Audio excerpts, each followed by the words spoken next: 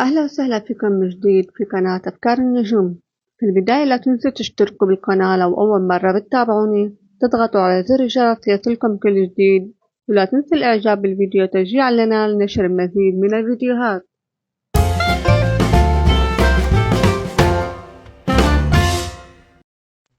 بهذا الفيديو راح أحكي عن مسلسل اسمه من يقع بنفسه لا يبكي، وهو مسلسل تركي درامي، والمسلسل يعرض حاليا، وبيحكي عن الفتاة اسمها أليزا سونار، وهي بنت يتيمة الأم تعيش مع أبوها الثري وعمتها، وهي مدللة جدا ومغرورة.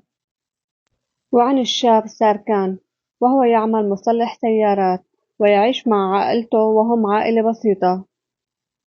وأحداث المسلسل بتدور لما بتكتشف أليزا إنه أبوها بده يتزوج، لحتى تمنع زواجه بتفكر تتزوج من شاب ما يوافق أبوها على الزواج منها، فبتعرض الزواج على ساركان، وبيتفقوا إنه يكون زواج مزيف لمدة 6 أشهر أو حتى يلغي أبوها فكرة الزواج.